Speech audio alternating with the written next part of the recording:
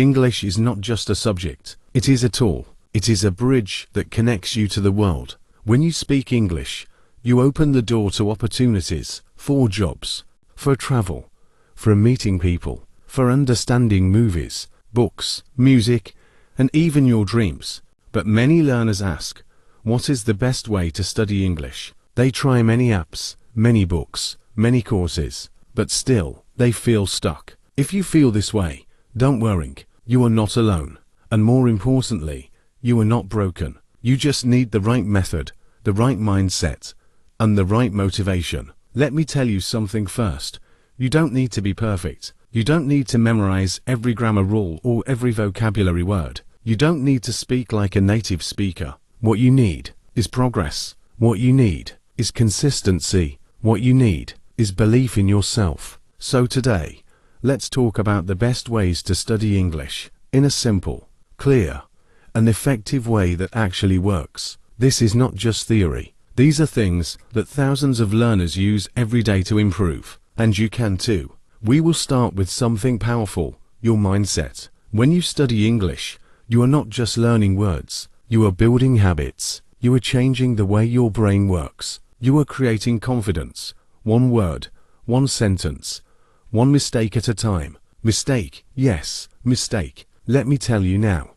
Making mistakes is not a problem. It is the path. Children learn language by speaking wrong. They say funny, broken sentences, but they keep going. They don't feel embarrassed. Why? Because they are free. They know that learning is messy. But adults stop themselves. They say, what if I sound stupid? They say, what if people laugh at me? And so they stay silent. They wait.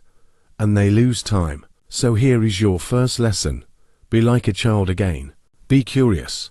Be brave. Be messy. Now let's talk about the most important skill of all, listening. If you want to speak better English, you must first listen better. Listening trains your brain. It teaches you rhythm, tone, accent, natural expression. It shows you how real people speak. But don't just listen passively. Don't let English be background noise. Listen actively. Here's how. Choose audio that matches your level. Not too hard, not too easy. Listen once just to enjoy. Then listen again.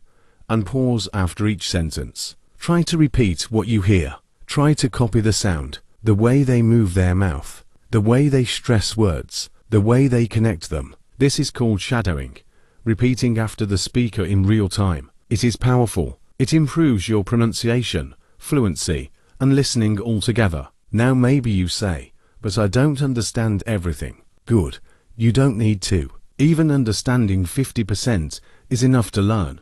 Because English is not math. You don't need to understand every piece. You need to feel the language. You need to get the rhythm inside you. That brings us to speaking. Many learners wait until they are ready to speak. They wait and wait. But the perfect moment never comes. Let me tell you, you do not need perfect grammar to start speaking. You need courage. You need practice. You need small wins. Start with simple sentences. Talk to yourself in English. Say what you are doing. I am washing the dishes. I am going to the store. I feel tired today, but I am learning. This simple habit, talking to yourself, will change everything. It will make your mouth comfortable with English. It will give you confidence to use it in real conversations. If you can find a speaking partner, even better. Use online platforms. Join language exchange groups.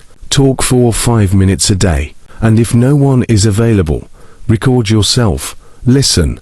Notice your progress. You don't need 1 hour a day. You just need 5 minutes. But do it every day. Next, let's talk about vocabulary. Many learners try to memorize long lists of words, but soon they forget them. Why? Because memory needs emotion. Memory needs connection. Don't just learn words. Learn them in context. Instead of learning apple, banana, grape separately, learn them in a sentence. I bought apples and bananas at the market. Even better, create your own sentence. My mother makes banana juice every morning. Now you are using the word. You are making it real. And don't stop there. Draw the word. Say it aloud. Use colors. Use pictures. The more senses you use, the stronger the memory. And review. Spaced repetition is powerful. Use apps like Anki or Quizlet. They show you words just before you forget them. The best time to review. But here's a trick many don't know. Don't learn too many words. Choose 5 new words a day. That's enough. Use them. Speak them. Write them. Because English is not about how many words you know. It's about how well you use them. Let's talk about a word that many learners fear. Grammar. Grammar is important. It gives structure to your language. It helps you speak clearly and correctly. But here is a secret. You don't have to study grammar first. You can learn it after you start using the language. Think of grammar like the frame of a house. But before you build the house, you need materials, words, phrases, sentences. When you listen and speak, when you read and write, you naturally start to feel the grammar. Don't start with big grammar books and long rules. Start with small patterns. Learn useful phrases like, I have been learning English for, would you like to? I'm not sure, but I think. These are natural grammar structures. You don't have to understand all the technical terms. Just notice the patterns and copy them. Use them in your daily speaking and writing. Later, when you want to go deeper, you can explore grammar with curiosity, not fear. One of the best ways to understand grammar without stress is through reading. Reading is food for your brain. It gives you vocabulary, grammar, sentence structure, rhythm, and ideas all at once. But what should you read? Read what you love. If you love stories, read stories. If you love news, read simple news articles. If you love self-improvement, read motivational texts in English. Don't force yourself to read boring material. Read what makes you excited. And don't worry about understanding everything. Use a highlighter. Mark words you don't know. Try to guess their meaning from the sentence. Then look them up later. Start with graded readers.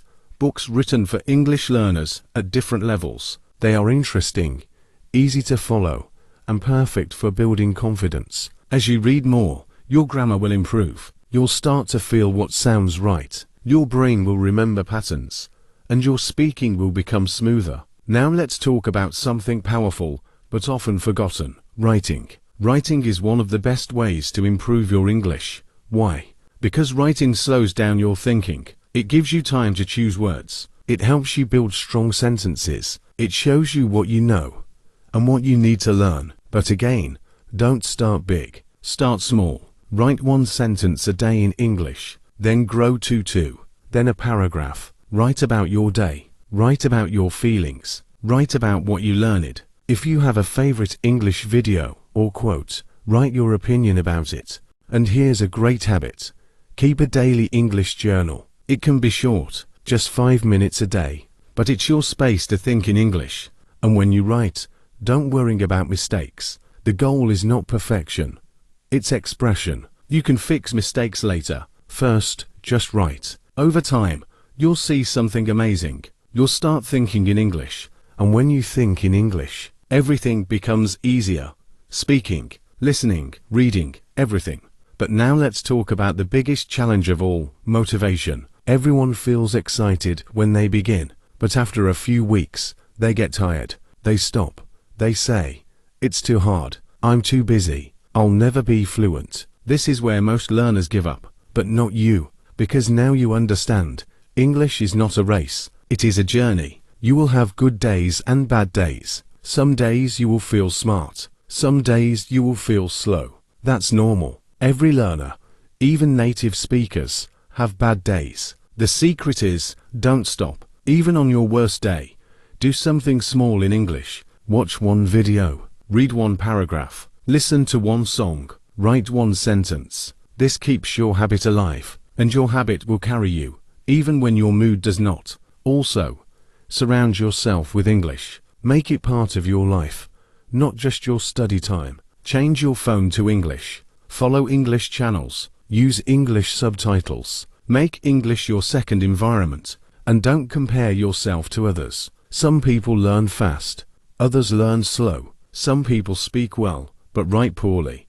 Others write well, but can't speak. That's okay. Everyone has their own path. Your only goal is to be better than you were yesterday. Now, let's end with a message from the heart. You are learning a language that connects over 1 billion people around the world. You are learning a skill that can change your future. You are doing something brave, powerful, and beautiful. And it's not easy. It takes time. It takes energy. But every step counts. Every word matters. Every effort brings you closer. You may not feel fluent yet. You may not feel confident yet. But remember, every expert was once a beginner. And you are not just a learner. You are a future speaker, a future storyteller, a future leader. So keep going. And if this video helped you, if this story inspired you, if you learned something new today, then I invite you to do just one thing. Subscribe to this channel. Because here, you will find more than lessons. You will find motivation. You will find clear,